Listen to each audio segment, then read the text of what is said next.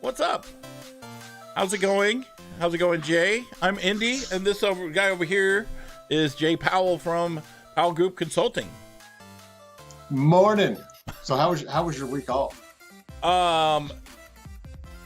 It was hectic. I did get to stream a little bit from my Xbox, which was kind of cool and different. Nice. But yeah, not having my computer stressed me out and made me realize that I need to have another plan, because my little laptop is, you know how sometimes you'll be online and you go to type something into the URL and it like starts typing and stops halfway, and then like 20 seconds later it'll continue all the stuff that you just typed. That's what was happening to me, and that's type lag. Yeah. Oh, someone said looking good. Pophead, what's up? Pophead actually is an indie dev, and he's a friend of mine. He's been in the stream for a long time. Did your game just now come out, Pophead? I got some keys to it. He's a solo dev working on his game. He actually put the Indie Ogre in the game, which is pretty cool. Oh, tomorrow. Cool. So what's the name of it? Give us a link. The name of the game is, I've got all these other tabs open. I don't want to mess with them. Yeah, hook us up with a link. I also tried, here's another feature. We don't have it on this channel. Hopefully we can get it soon. It is I forgot what it's called now. Anyways, it makes it to where you know how normally when you watch a stream, there's like a 30-second lag between what the streamer does and what you actually see. Latency, that's what it was. Latency. Yes. And so I tried it today, and instead of it being 30 seconds, it was like 3 seconds. And I know we timed it because there's a link right there. Cubic Panic. When we timed it, because what I do is I say, okay, everybody, I'm going to type something in the chat, and then you guys count how many seconds till you hear me say it. So I go 1, 2, 3, go. And it was like 3 seconds. So that's awesome. That is amazing. Well, I think that's the big thing about Mixer, is that there's like next to no latency or next to no delay.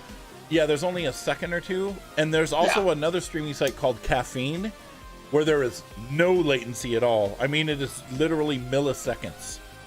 It's amazing. Wow. Yeah, it's crazy. Game was good, Puppet.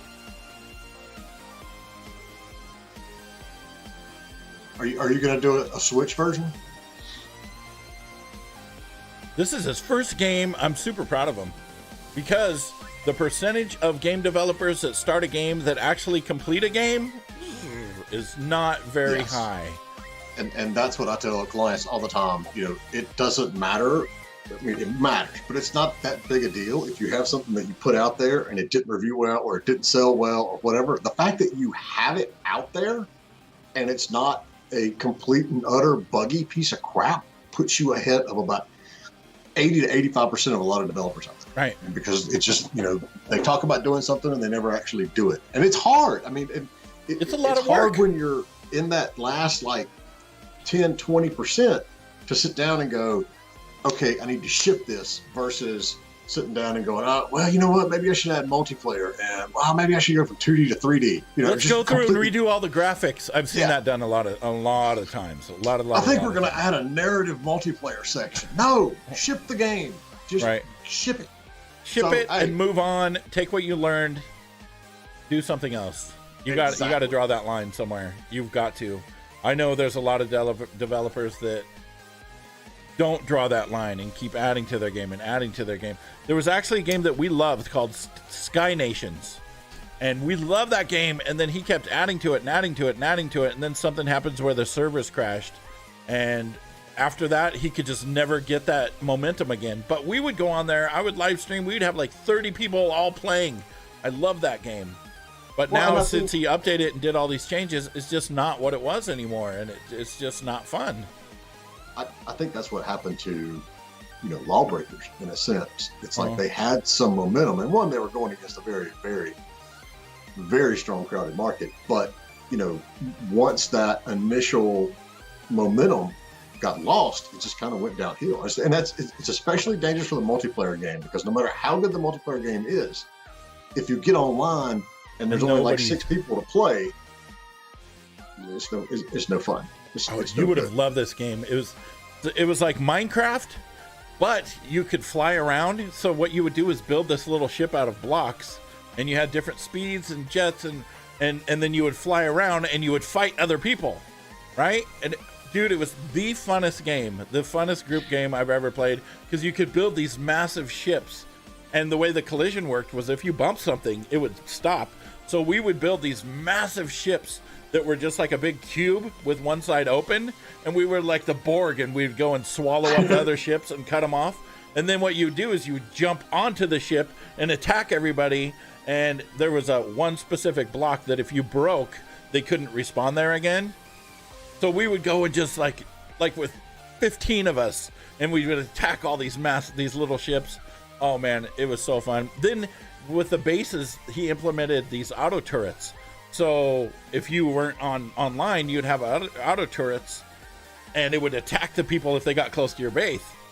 Yeah, I love the Borg graphics, and that was awesome. So we figured out a bug, because if you fell from a certain height, you would die. But if you fell and landed on the trees, you could land without getting damaged. So everyone would like jump and just try and. Oh man, I love that game. I could go on and on. I spent so many hours in that game.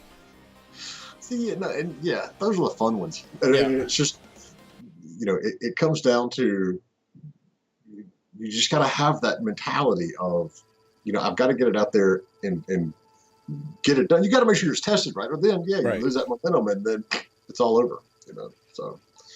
I was going on a tangent. I was just so passionate about that game, though, and then it just it just went, and I was so upset, and there was nothing I could do to help him to fix it or change it, but that's those are the worst. Yeah. And it's like games that you remember from years and years ago, but you can't play them on new systems, even though in your head you're like, "There's no way I shouldn't be able to play this on today's computer," but it doesn't. But that is a segue, because the folks over at GOG are actually pretty good about doing that. They'll go and find, get access to games that haven't been published in years, right. And then hold on, I got to close the door.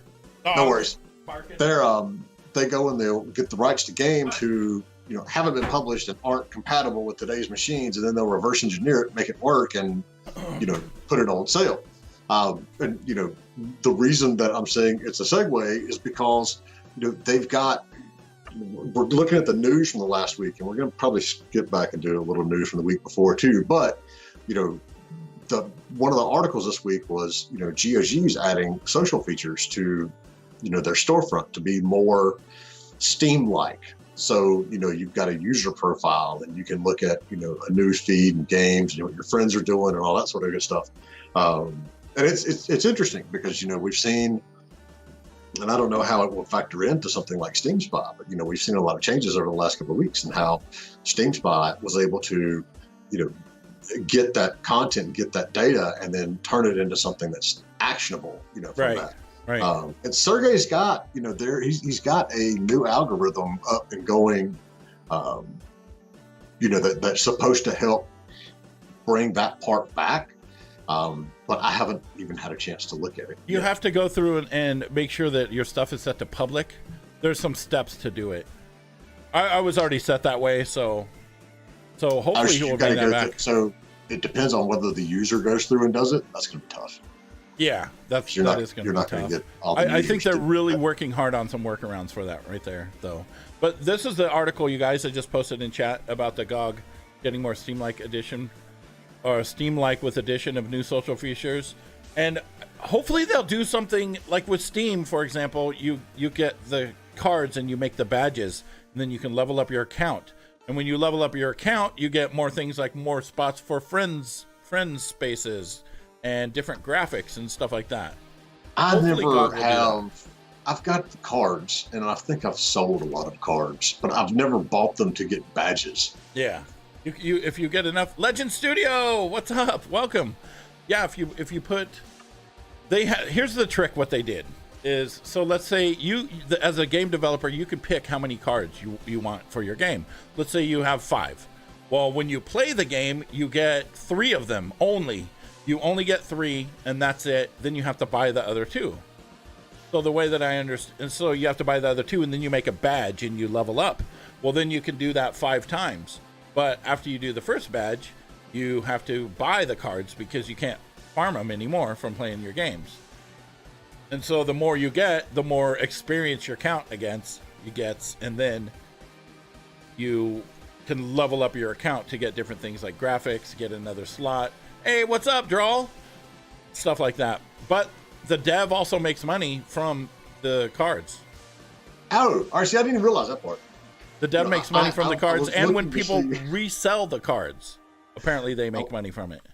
I was looking to see what level I was, because the minute we get started on achievements and leveling and all that stuff, I'm like, yes. I'm a level 11 Steam person. But since I have 7 badges, I have no idea how I got 7 badges. Do you have to make the badges? Let's see, what level am I? I can't imagine I ever made badges. Made about $50 from your 3 games on Steam. I am level. Where's my profile? It is very little money, but money's money.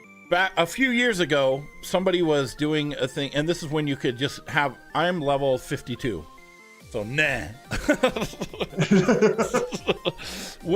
Developer was like giving away 700,000 keys to their game, and they were like, it doesn't matter because the amount of people that will buy and sell the cards, we will end up making tens of thousands of dollars from it.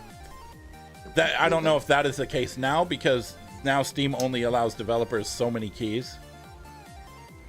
Making the badges and cards and emotes and backgrounds take a good week of work. That's true. But if you have things, there is things that will auto farm cards, and you can also sell them really quick. So we could talk about that another time, though. But all right, but you had a good point. It may be a little bit of money, but even if it takes a week, like Legend says, it builds into that long tail of sales that you need to have, and anything that you can do that, is justifiable in time. I won't say like anything. To do that, it is helpful at the end of the road. So, putting things in there like, cards and, the emotes and the backgrounds and, that sort of stuff, it doesn't necessarily have to be something you create from scratch. You may have art laying around that you can do it.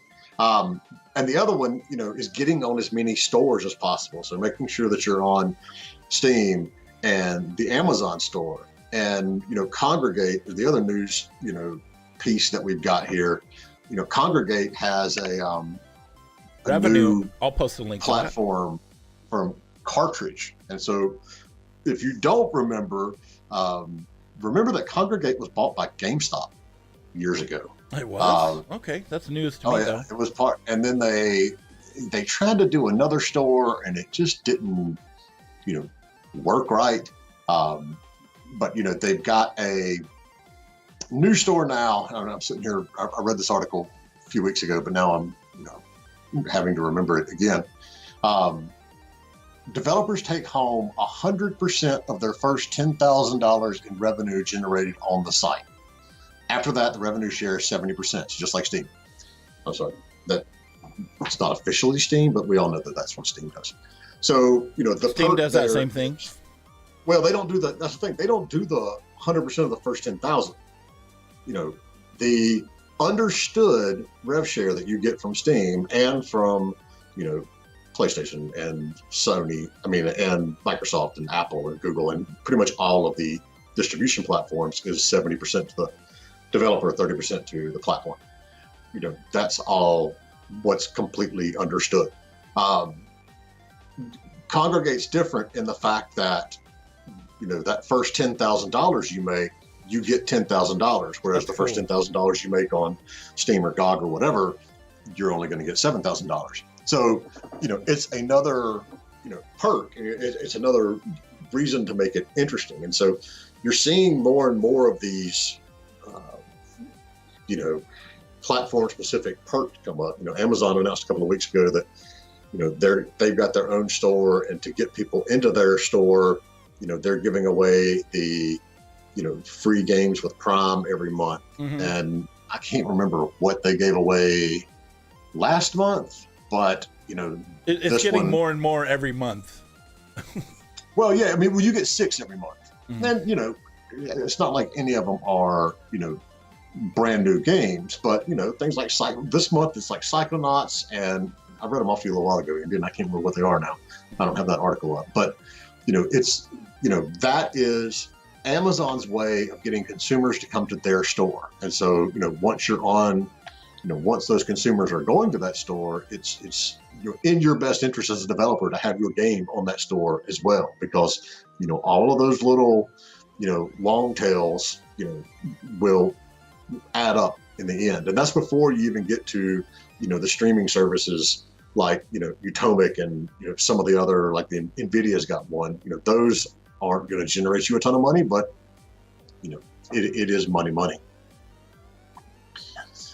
What do we think of RoboCash? I know that name. That's the cryptocurrency gaming site, one of them. I'm actually gonna look into that a little bit more. All right, so I like it, and I know what it is now. I like it because it is allowing you to resell used digital games, and I think that is very, very cool. My concern is, with the fact that it's, is it going to get lost in the whole everybody's doing cryptocurrency rage? Atari's doing a cryptocurrency. These guys are doing a cryptocurrency. Everybody and their brother has a cryptocurrency coming out now. Is it going to get lost in there? I know some of the people behind Robot Cash, and they're very smart and very talented. And so I'm hoping it does well. It's just going to be a matter of, if it gets off the ground. That's always the hard part. But, I like the ability to be able to safely, legally, legitimately resell games that you don't use anymore. I would make a ton. Yeah, no, really. I would make a ton. So you're looking at my Steam account now. I have like 200 and some games in here. I've got like 2,000. I would make so much money. I'm rich. I quit, dude. I'm out of here. Hey, I'm happy that I made $40 selling, some of the clothes I got out of PUBG crates. Brian Fargo. So, yeah, Brian Fargo's. I believe that's the one that Brian's involved in. I think there's another one too that has to do with. You'd sell about 6,000 of your games. I know. Drawl is the T-drastic measure. He's got a bunch of games. All right, so that article also talks about Utomic, which just yesterday came out of beta or alpha or beta or whatever it was, and it's officially live. They have over 750 games. And Utomic, do you know about Utomic at all? I do, because I'm on Henny's Discord server, which is really cool, and you should totally check it out. Henny? Is that the Utomic Henny? server? I don't know. It's Henny. Oh, Heine. Yeah. Heine. So Utomic, I actually went to South by Southwest and worked the booth with them last year, the year before. So they have a proprietary. They have a proprietary software that they used where whatever game it is, you can immediately start downloading it and you're playing it within 30 seconds. Unlike Steam, where you have to download, some of the downloads take a while. And it's getting less and less because how quick the internet is, but they have this proprietary software that goes through the game, and they have to kind of manually do it, and it picks out what you need to start playing, and the game never ever lags. So it could be the biggest game they have, and it just starts downloading. So it's kind of like they say the Netflix of games, which is kind of cool. Yeah. Because you can immediately start playing. Immediately. And that's pretty neat. And they have like 700 and something games right now, and it's only, I think I don't know what it is, $10 a month, $15 a month, something like that. It's really not bad. A second ago. My concern with it, and I see, ever since Netflix became a thing, people have been trying to do online subscription-based download things for a while. Ever. Yeah. Yes. There was one in the UK that was doing it, and they've been doing it a long time, and they just flopped. Yeah. There's Jump, there's Utomic, there's the NVIDIA Blade stuff. Google's, saying that they're going to put one out there. Rovio has one for mobile called Hatch. And there's another one coming out of France that is escaping my memory at the moment, and I know those guys as well. I have yet to see anyone be successful with it. And so I know if the platform isn't successful, then the developers aren't going to be successful either. Right. And the other, bump in the road that I hear a lot from developers and publishers is, the big titles on there get all the sales, and the smaller titles, don't see as much. And for that reason, unless these companies want to come out and like give, developers a straight up advance against their revenue or something like that, a lot, because this has been going on for so long, there's a lot of publishers and developers that are just like, it's too much trouble on our end to get the stuff together and send it to you for you to upload to do it than it is going to be for the revenue. There's the argument that if I'm giving it away for free on a subscription on XYZ streaming site, then it's going to cut into my revenue. That I don't 100% agree with. I mean, yes, I'm sure there are titles that would apply to, but for the vast majority of games, I don't think that's an issue. Especially if you've got a suite of games. If it's just your first game, yeah, it's a little bit of a risk. But if you've got 3 or 4 games and you can use one of the games on that streaming service to get people interested in, get your studio noticed, and they'll go and play a different game that, they have to buy outright, it's a good thing. Right. Well, the devs on Utomic, they do get a percentage of subscription. I don't know. Everybody gets. I mean, all these sites give the devs a percentage, but what you're usually getting is a percentage of how long the game is, amount of time people exactly. played your game, right? Bingo. So, anyway, yeah, that's my 2 cents on the streaming stuff. But it does, I still am a big fan of, making sure within realistic expectations that you've got your game on enough platforms to, to garner that long tail of, of sales. Even if you're getting $1,000 a month, that's still $1,000 a month. Right. There's revenue to be made there. So because it's digital. Can I stutter? It's digital inventory, so it doesn't cost you any. You don't have to hold it. You don't have to. It just as magically appears. Poof. You got to do the initial setup, and Right. then if you're one of that handful of developers where streaming revenue is actually cutting into the opportunity cost of your premium revenue, it's an issue. But I rarely ever the chances of that being the situation is kind of slim to none. Right. Well, should we talk about this other news article, or we're at 12:54 right now? We'll throw it up there in the chat and let everybody enjoy it, because it is a fairly entertaining article. Oh, I'm talking about the going viral. Yeah, that's the one I'm talking about too. Did you see the Superman shirt? Dun, dun, dun, dun. Superman. So today we're going to talk about indie. We're going to flip the script. roles for a little bit. How you as an indie team, find the streamers, because we continue to hear this day in and day out, and God knows there's a ton of content out there and a ton of streamers, and so the position that my firm's in the industry, we actually see it from both sides. We see developers coming to us and saying, how can we get in front of more streamers? And we actually see a lot of streamers coming to us and going, can you help us get in front of developers? So, there's a need on both sides. So, being as we have a expert streamer here on the show, thought we'd jump in and see how, as an indie team, you can best work with these mysterious people. Mysterious. Okay, well, first, there's not really a definite. You can't just go online and say, give me a list of 100 streamers that play da-da-da-da. You can, there are some sites, however, that you can kind of get that sort of information. It's not very specific. Really, my best advice is to search through Twitch manually. I know that kind of sucks, but if you search through Twitch manually, it's not just numbers. You can look at the streamer, you can listen to the streamer, you can see if it associates with your brand. Because there's a lot of, I've seen campaigns and they will hire certain streamers and the streamer is just like a total ass, or just totally, is just not, or just cusses up and down, maybe makes racial comments or whatever. And so you should really look at a streamer before you decide that you want to work with them and see if that, that person would be great for your brand. So there's a couple different ways that you can look at statistics of a streamer. This first one is pretty simple here. It's called Social Blade. I'll give you the link right here, and I will actually bring this up on the screen. Here's Social Blade. Social Blade, you can search for Twitch streamers right here. Right, like right now when you go to that link, it just takes you to the top 25. But let's see, let's look at someone specific.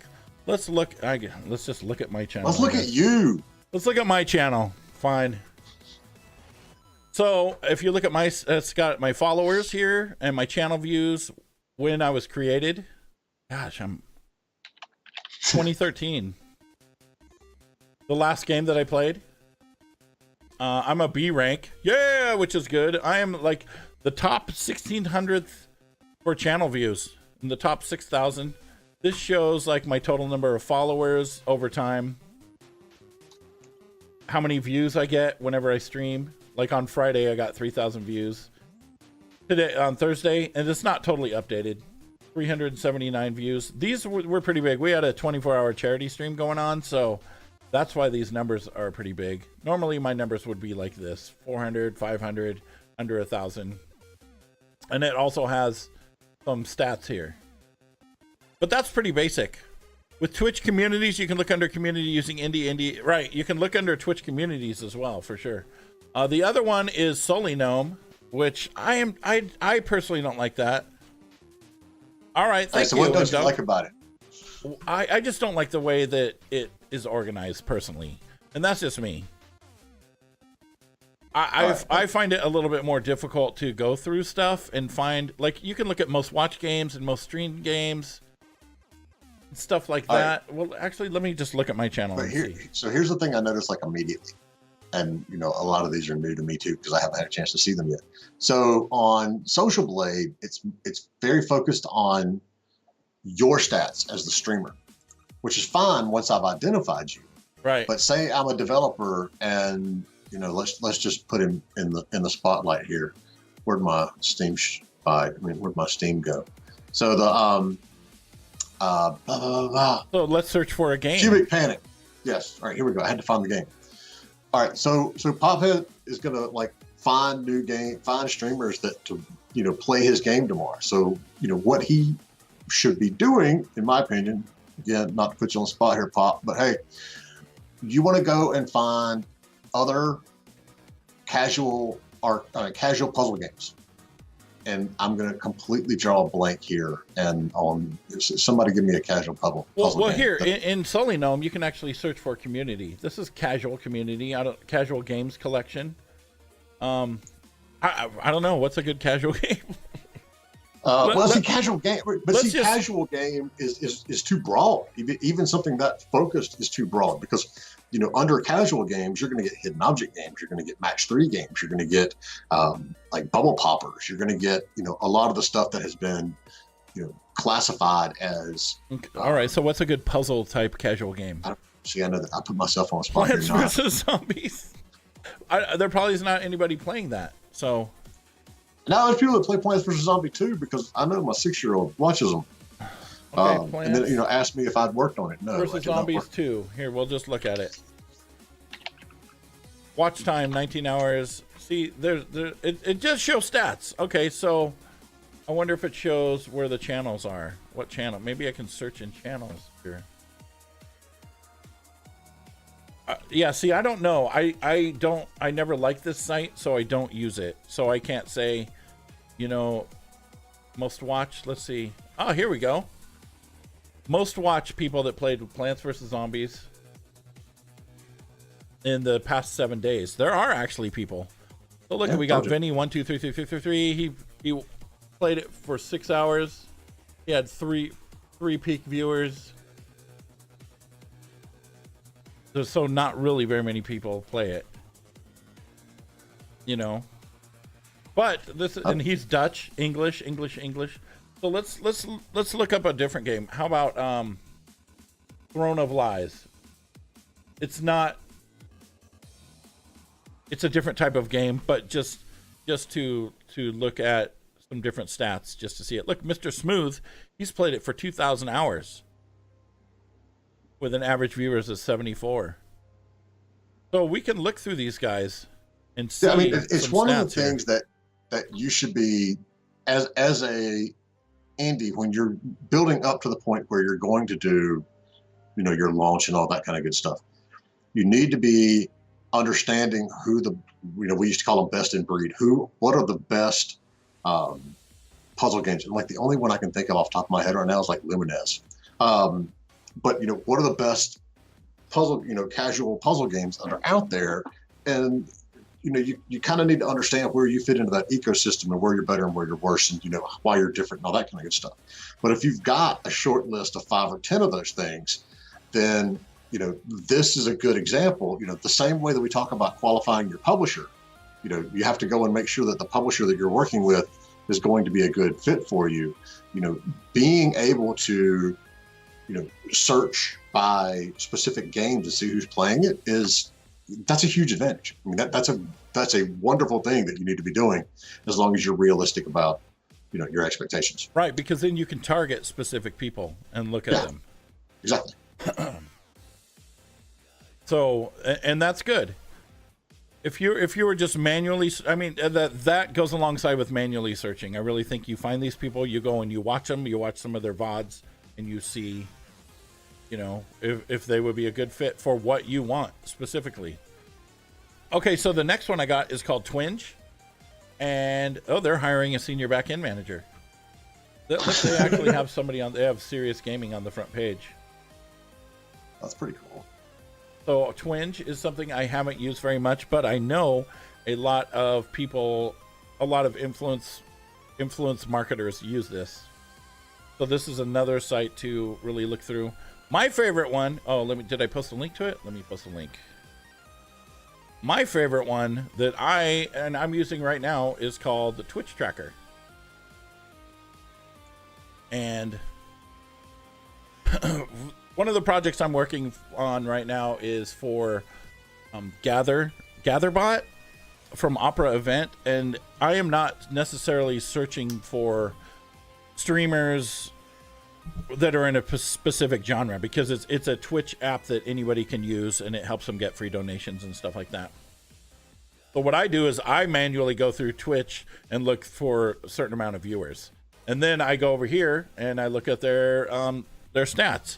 And here's something that I found out. So I'm going to type in indie, right? And you would think that, it would pop up and say, here's indie, but it doesn't. It pops up somebody else instead of giving all the search things. So this is one problem this site has. So sometimes you have to manually go in, and I have to type it in, twitch.tracker.com/indie.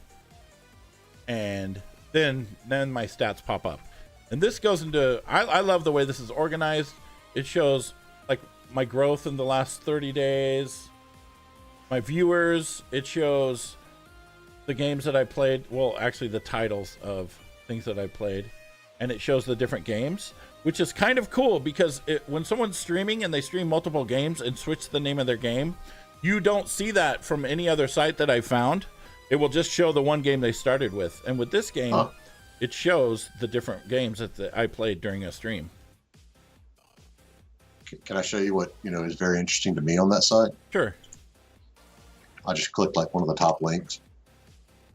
The top games by audience share, the last top 10 games.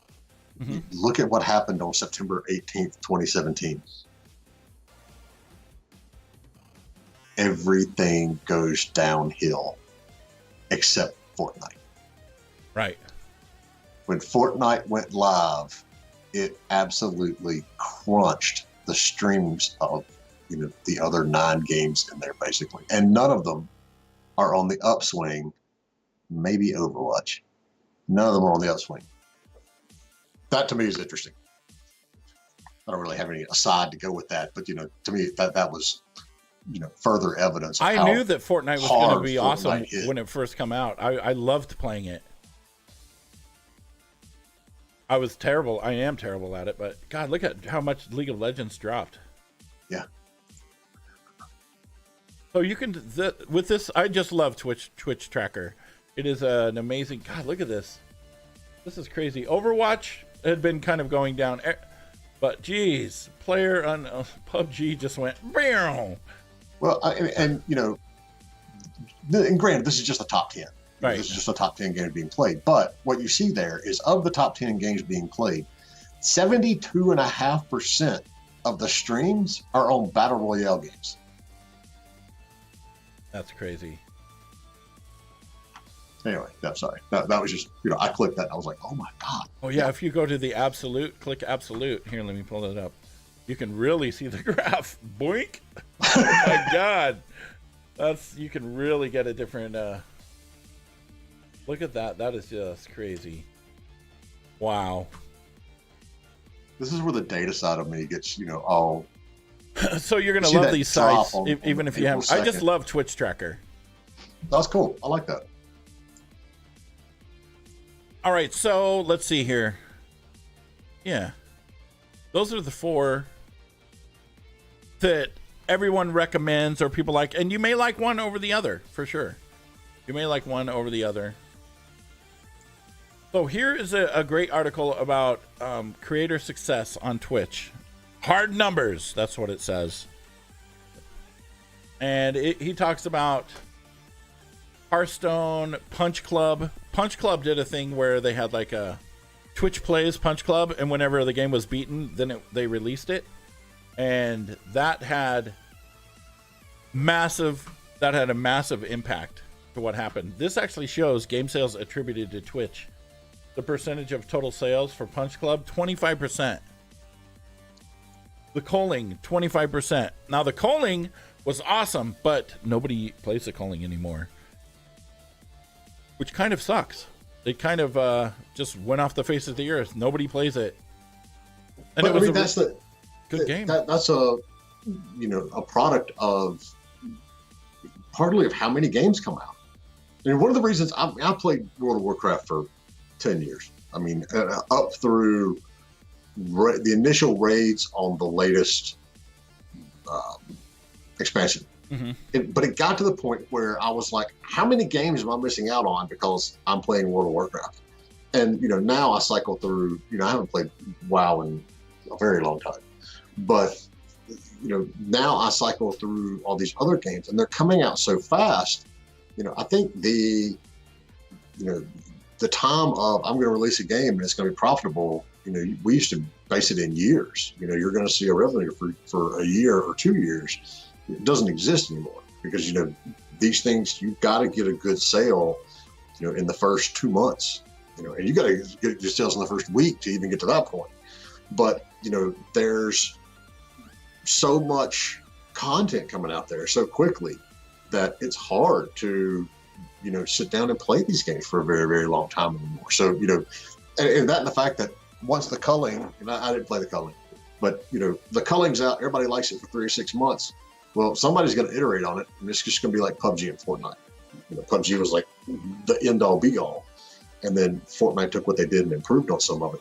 And, that's going on. And so, what's going to happen eventually, it may not be for 6 months or a year, somebody's going to, one-up Fortnite. And, we're going to move on from that aspect of it. But, it's just one of those things that talks about, goes to the speed at which games go through the industry. And it's, right. It sucks, but it's the reality. You know what I think happened with the culling? They updated it and they changed it, and they did the wrong things, because it was awesome when it first came out. It was amazing. I could have played it for hours upon hours.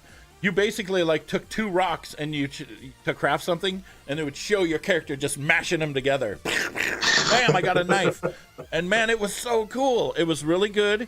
Then they started adding some other things that just did not do good, and they just left them in there, and that goes back to Fortnite. Fortnite will let's implement 50v50 for a week and a half, and then bam, let's do something else, and then let's do something else, and they learn from that. And Pophead, you're right. If a streamer doesn't, and it goes to show for me too, if I don't like a game, you can tell that I don't like it.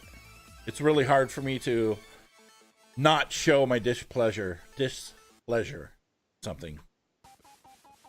When you write a review game, you played about 20 plus 40 hours, and it's next. That's a long time. I'm impressed with that, Pop, because I play a game that I don't like, and it's about 20 or 40 minutes, and then I'm ready for the next one. I'm done. Yeah.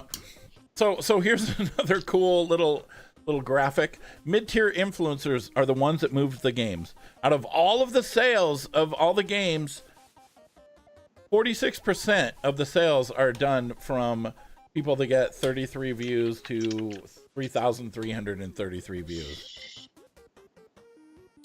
So a lot of the sales are between in the lower to mid-tier range. I'm not sure if I would call someone with 3,000 viewers a J-Paul, as in Celtic Rage of Kings and Painkiller.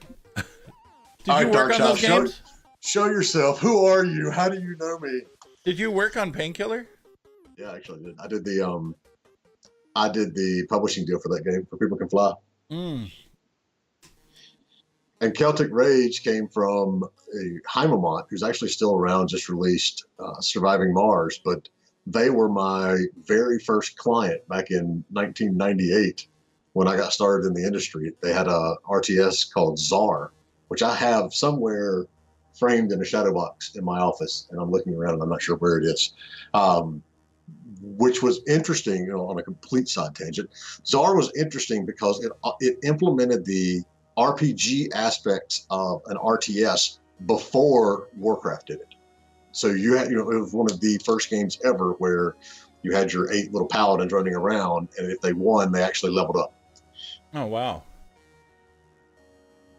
Somebody's been digging around on me. No, that's awesome. I love it.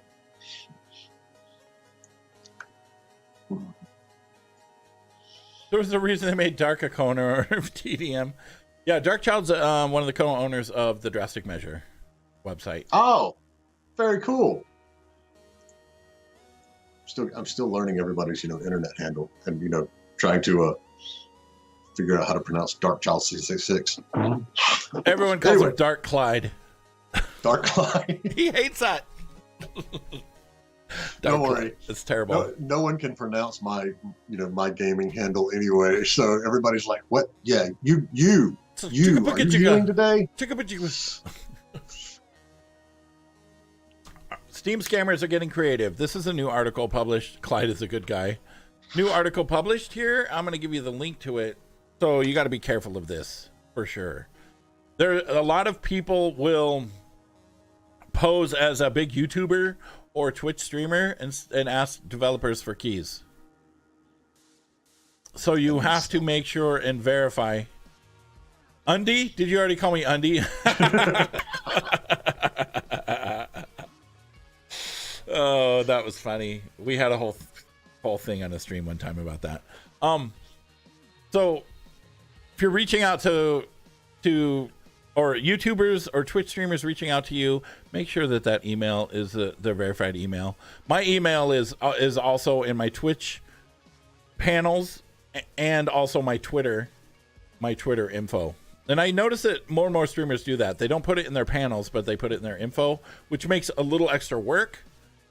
I mean, when they put it in their Twitter info, but not their Twitch panels. But another thing that I'll do when I'm requesting a key sometimes is I will just say, you can verify that it's me by looking on my Twitch page and seeing my email, so that makes it easy for them. All right. So you had some questions, Jay. Me or them? You. Didn't you have some questions written here? All right. So I want to talk about Keymailer. Keymailer. On that note of, why people shouldn't be getting ripped off by streamers that don't exist. Keymailer. I don't know, Draw. No, I don't. You know what it is, Draw. I'm not going to say it out here. So, Keymailer is, I don't personally have an account on Keymailer because I'm actually neither a streamer nor a developer or a publisher. I'm that consultant in the middle. But, it's a very important tool for both developers and streamers to see legitimacy in there. And so you're not getting randomly called out. So, Andy, can you give us like a 5-minute, sure, Braun on Well, I can kind of, let's how see. it works. I can tell you that here, let me just pull it up. Bam. Here's my Keymailer when I'm logged in, right? So here's where you can search through different games, right? And like, oh, look at this game right here. Raging Justice. Check it out. So this is, it gives the live streamer this little thing right here. It tells, you know, what it is. Yes, I've got 78 keys. You'll be selling those on the black market shortly. Yeah, right. No. The developer puts this information in. A lot of the time, it just takes straight from Steam. And then if I want to request a key, I can just go bink and then tell them what I want. Oh, let's get a Nintendo Switch key. And then I can click request, and it will request it. So each of the... Let's see if I can look at my... Hold on. Let me do this real quick. Before I go switching to something. You should be able to look at my profile. Here we go. So... Come on. There. It's got my profile. This, I would imagine, is what the developer sees. My profile... You know, I've got 1,800 subs on YouTube, 27,000 followers, 11,500 on Twitter. My influencer rank is gold. I've covered apparently 1,693 games. Wow. Oh my God.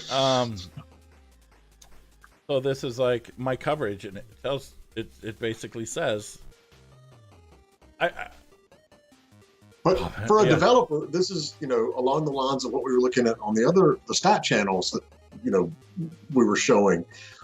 That gives that legitimacy to you. And it's like, I know if this guy is requesting a key from me, it's something that he is interested in, and, you know, he's got a good market for it, because, you know, that gets in. It's one thing to go on Keymailer as a developer or a publisher and send keys to 10,000 people, or send, you know, however many you can send, you know, but it's a whole different ballgame when you have legitimate requests coming into you, because you know that's a qualified streamer who's actually interested in playing your game. And, you know, like someone said in chat, you know, if people are interested and passionate about your game, you're going to get a much better look online than you are that somebody's just, you know, playing it and struggling through it and going, oh God, how much longer do I have to do this?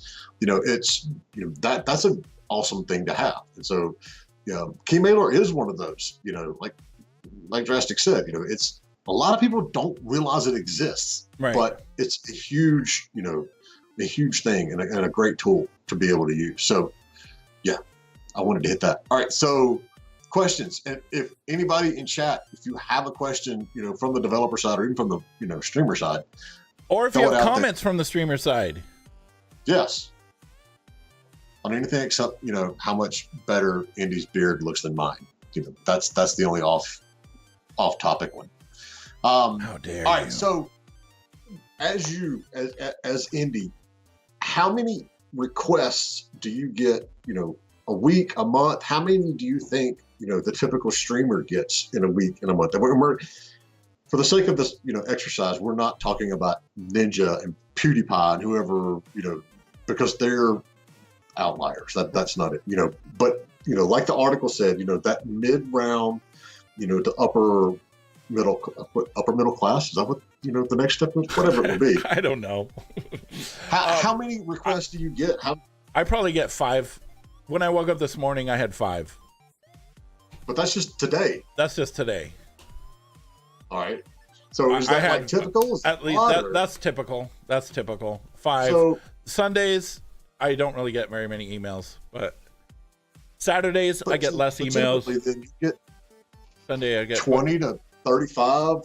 Yes. 25, 35 requests a week. Yeah. You know, on this. And I consider myself a smaller streamer. I mean, up until our charity event, my average viewership was like 16 or something at once.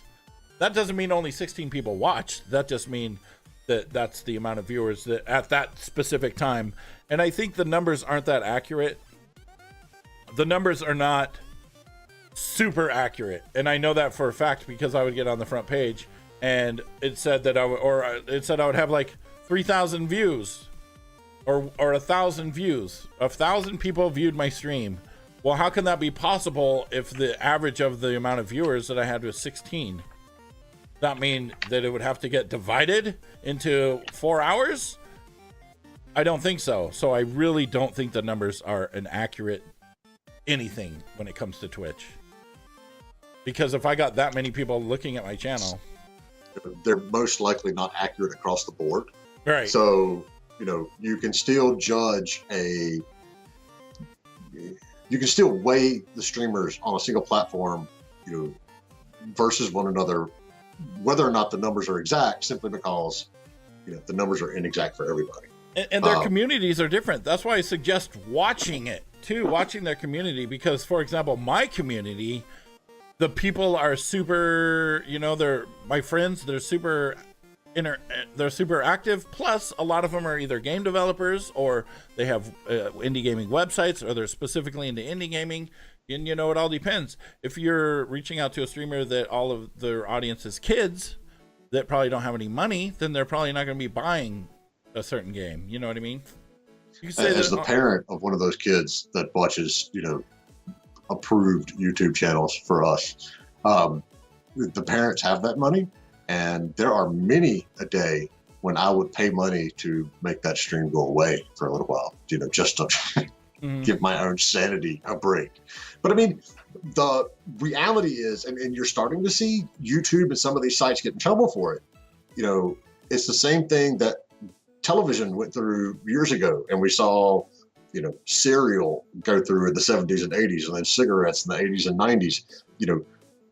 They may not be marketing to children, but if they're being watched by kids, it's an issue, and that gets into a whole nother legal mess with COPPA and all this other stuff. But yes, you're right, kids don't have the money to spend, but kids do gather what they see, and they turn around and we have a elementary school kindergartner, and he told me that mommy wants Kirby Star Allies for Mother's Day, and I'm like,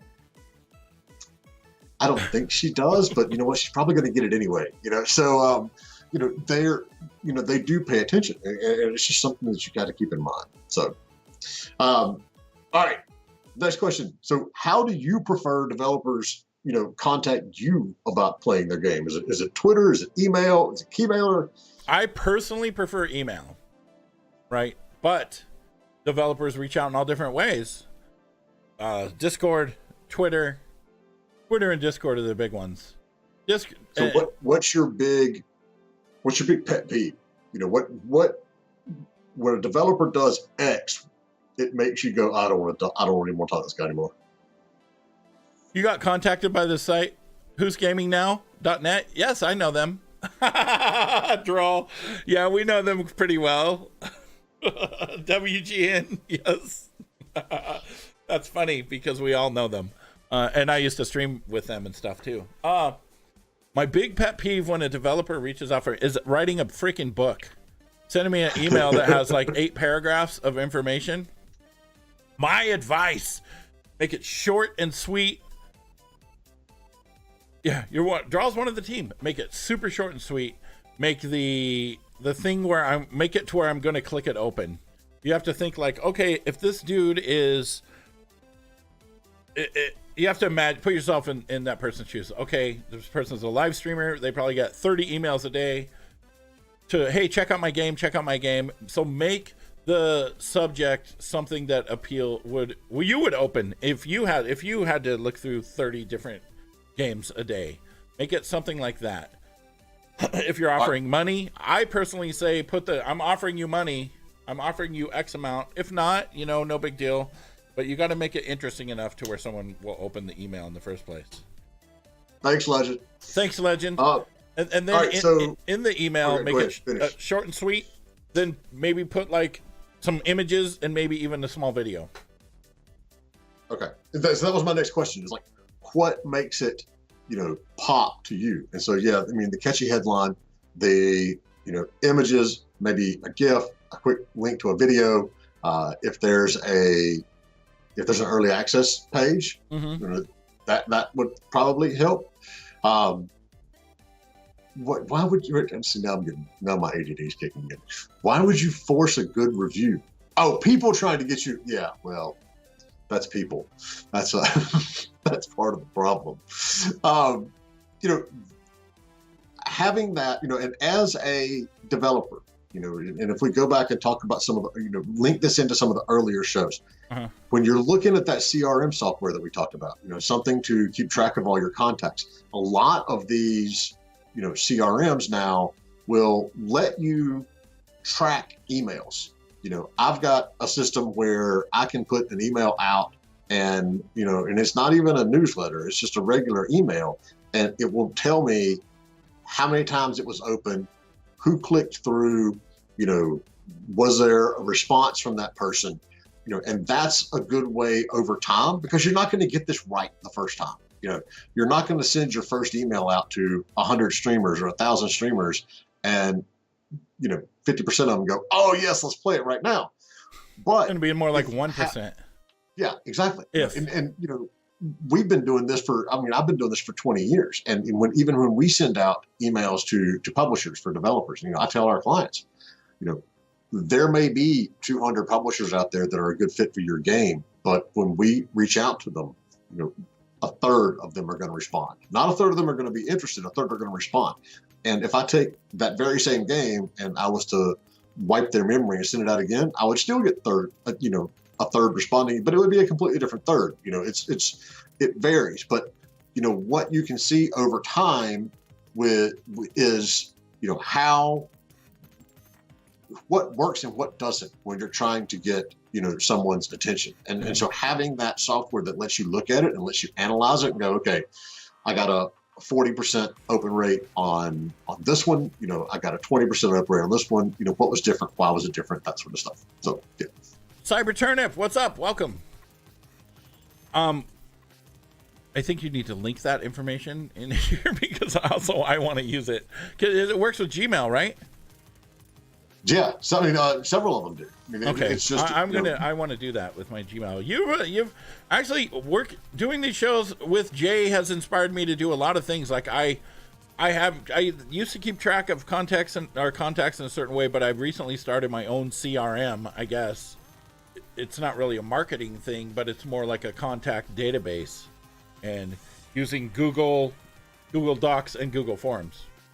Well, hey, look. It goes both ways because, you know, you saw me. I did my first game stream the other night. Right. You know, I was playing The Longest Dark in the dark, actually. But anyway, so I mean, it's been beneficial on both ends of it. But you know, that's a good way to, you know, to be able to track and improve over time. You know, and we do it. So we sent out our, you know, as an example, we sent out our newsletter, which is completely infrequent, but we sent out a newsletter last week, and you know, we went from the last newsletter we sent out got a 24% open rate. This last one got 33% open rate. So we could look and say, okay, this worked, this didn't. This, you know, you can A/B test your subject lines. You can do a whole lot of, you know, of really cool stuff, and that's it. You know, I mean, and Drawbreak's a good point. Just because someone doesn't respond, you know, to one email doesn't mean they don't like your game. You know, they may just simply be busy. But at the other side of that, it doesn't mean you should bug them every, you know, 48 hours to look at your game either. You know, so you just have to take it in mind. I mean, you have to realize that, I mean, you got to have thick skin to do anything in this industry. Yeah. You know, anyway. So you know, they need to send you an email, ideally, and you know, we're talking about you here, and not, but you know, we're going to go with the fact that you represent a good faction of this stuff. So, okay, an email that is short and sweet, you know, shows some you know, screens, maybe a little video, a link to a store, you know, do things like, you know, how much does the thing, you know, if they say, okay, look, if you stream it, we'll give you 5 keys to give away, you know, to your viewers, you know, or a t-shirt, or, I mean, we all know cash helps, you know, that there's no, but then you have to put your disclaimer on there that you were paid to, you know, play the game. I think you just got to put #ad. Well, you're actually there. That's a whole different discussion. You have to do that with any kind of game, even if it's a free key. You're supposed to. Oh yeah, if you get, yeah. If you didn't buy it, yeah, that makes sense. Oh, yeah, so, but when they tell you they have that stuff, how much is that? You know, does that influence your decision on whether or not you want to stream it? If I like the game, I'm already going to probably stream it anyways, and a few extra keys would be awesome. If I don't like the game, I probably am not going to stream it. If it's not something I'm into, I'm probably not going to stream it, even if they want to pay me. I've turned down getting paid to play games. I actually just turned down a game that I think could be awesome that they wanted to pay me. They're like, we'll pay you. They kept telling me, we'll pay you. And I'm like, no, I couldn't do it justice. But that's me personally, you know. And I feel like also if you send out an email and it doesn't get a response in a week, I think it's okay to send another email. It doesn't bother me to get multiple emails. No, if it's a week, I mean, that's generally the same space that we use, anywhere from, 4 to 7 business days, basically. And even a third email, I don't really It's mind. the people that they send you an email on Monday and then Tuesday they want to know why you didn't view it. And Wednesday, that's where you're doing it way too much. So, all right, I want to follow-up question on the last one. So, okay, we can still go further. I don't have anywhere to be.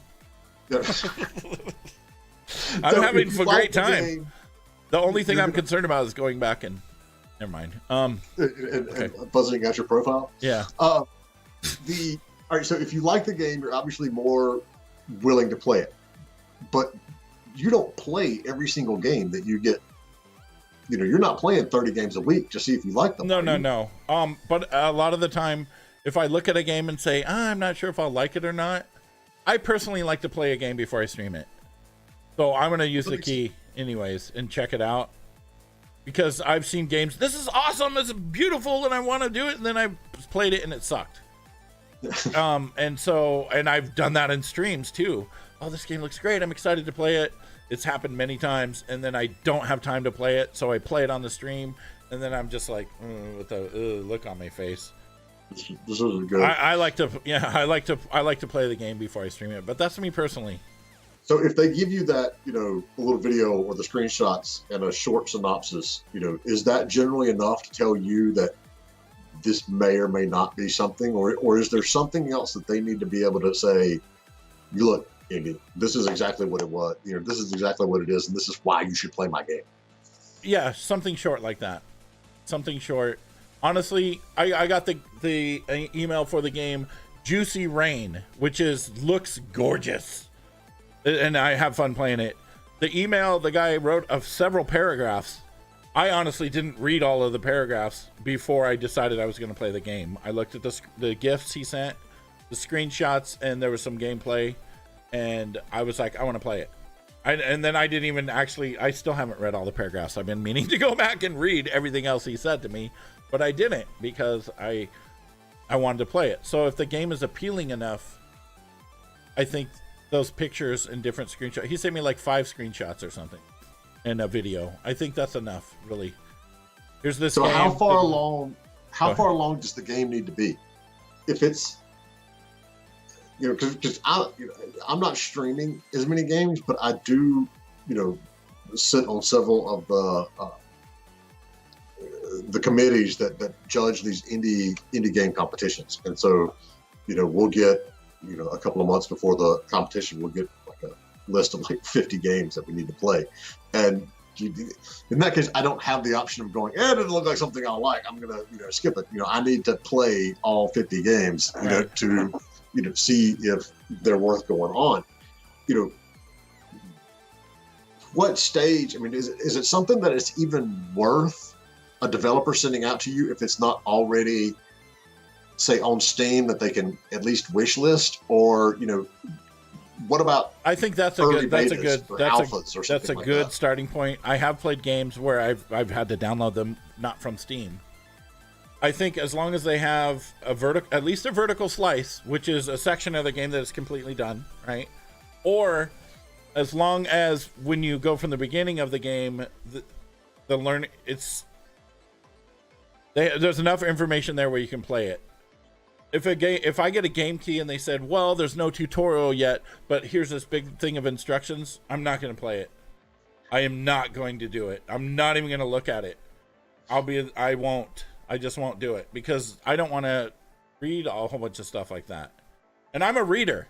So so to the to the developer side of that, if you're sending out versions that early, personally, I wouldn't recommend it because you don't have a good call to action, in there. So it does you very little good as a developer to send a streamer an early beta or an alpha that doesn't have something in there that links to the ability for that, user, whoever's watching, to go, oh, okay, I either want to buy this or I want to put it on a wish list or I want to sign up for a newsletter or something. If you don't have that call to action, then you're basically just giving a streamer some content for a site. You're not going to get that much out of it. Right.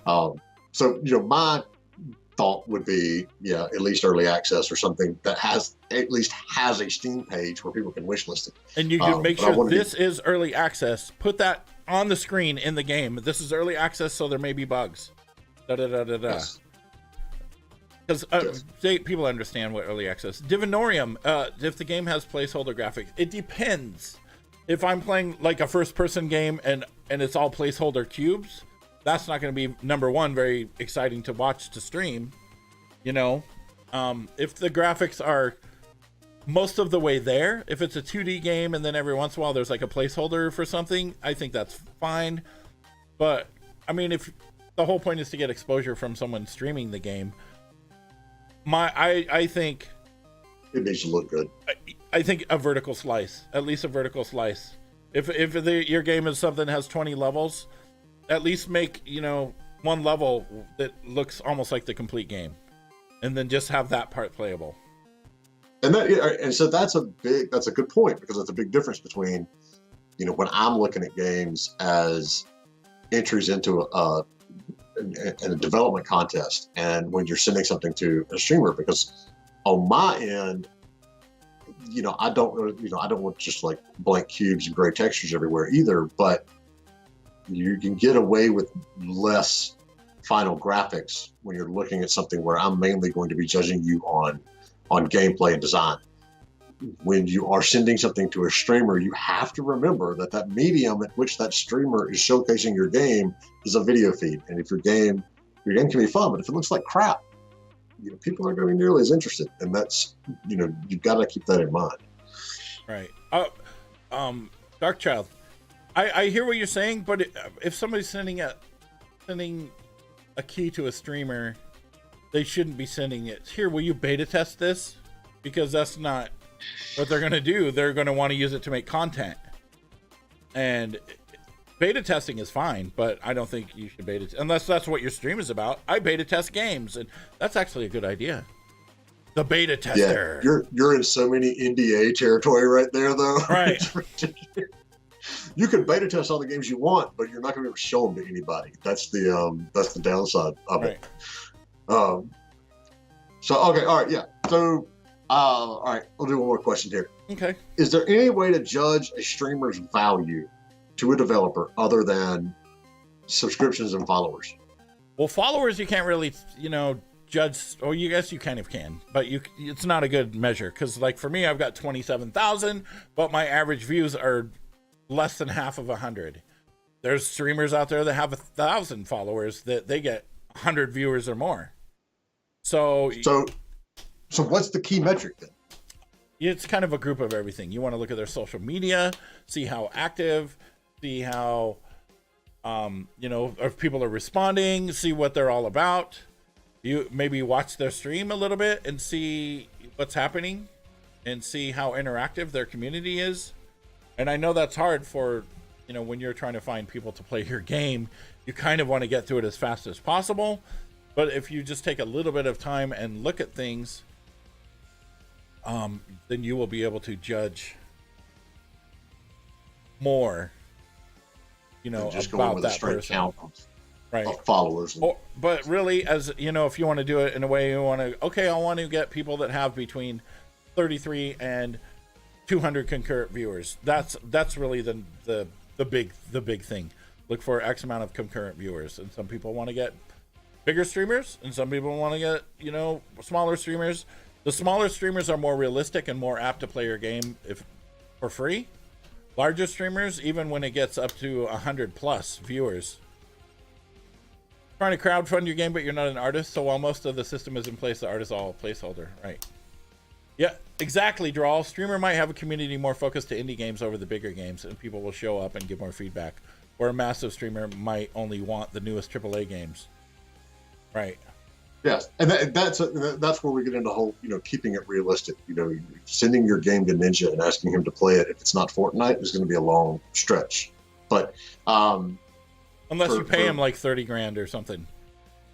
Well, yeah, exactly. Or more. I'm sure it's probably more now, but. All right, so going back up to, and I'm going to slaughter your name, but just bear with me. Divinorium. Crowdfunding from a business standpoint is infinitely difficult. It is not nearly like it was back in 2015, 2016. You need to have a whole lot of work going in, the months before you even launch the crowdfunding to get, a big social following and to get everybody excited about it, and to do basically a bunch of pregame, work on that crowdfunding. It is super difficult. And it is, unfortunately, another one of those things where people have become so jaded to crowdfunding over the years that, you're going to have to show them some graphics. And I would go as far as to say, unless, you've got a track record with a major studio that has launched some major games, it's going to be, you're going to need to show a demo. And that's just it's the sad, harsh reality of the streamer world today. I mean, the crowdfunding world today. Right. Would you rather have a smaller streamer that will give you great feedback, or have your game being looked at by 1,000+ people live, but will only play it once? Most of their community will be inactive and lurking. If the community's inactive and lurking, it does you absolutely no good. The flip side of that is, if they only look once and they, you've got 1,000 people, you're still getting, that's still 1,000 impressions, on your game. Right. Your job as a developer is to, make a game that people can look at, very briefly and go, not for me. But, they want something that you want someone that's going to engage them. And, the same with going and selecting the streamers that you work with. So, having a smaller streamer that gives you great feedback on the game, well, that feedback may be, almost, I won't say worthless, but, if you're already in beta or you've already launched, having somebody that gives you great feedback on the onboarding process or your level design, it's good, but it's not really going to help you. Your game's already out there. It depends on, looking at, instead of feedback, I would say engagement, people that are really deeply engaged in the game and, ooh, go do this and ooh, go do that. But there's a lot of tools out there now where, and something I learned today is, developers, you have to put your game on Giant Bomb for it to show up on Twitch. Yes. And here we go. The game is on, if the game is on Amazon and, Indie's playing your game, you can actually have a link to go and, purchase it, and Indie gets a little kickback, from that. But, if 1,000 people look at my game for, 10 minutes, that's 1,000 people that might buy it. And, if I make it easy on them, by having that link right there on the stream where they can click it and buy it and it's done, that's big. That's huge. If 1,000 people look at it and then they have to go like Google it up and find it on Steam or find it on, itch.io or something like that, every step you put in the process, you're going to lose a whole layer of people. Yeah. We just had that experience with Juicy Realm. They didn't have it in the Twitch database, but they have all these PR people. Like, I got emailed by 3 separate people to play this game, but they don't have it in the Twitch database. And today's the release day. And so, users aren't going to be able to, click link to it. And, you don't have that direct call to action, that you do with having something that's very simple and say, okay, yeah, I want to buy this. Plus, they're not going to be able to get the metrics of how many people played their game or how many people watched it. Yes. Because it's not in the freaking database. So they screwed themselves, basically. I even messaged the developer. It was last week. Said, dude, you got to put it in the Twitch database.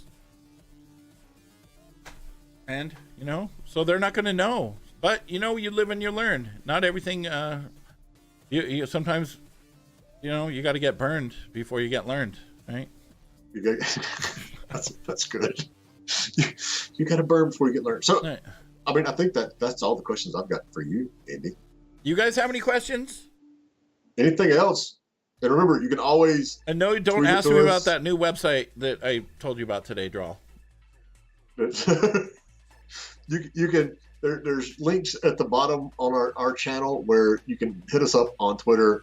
Yes. You can email me. You can email Indy. Use the hashtag Indie Game Business on Twitter, and we'll be good to go. And if shameless plug, if you click that button at the bottom that says Free Indie Business Guide, send me your email.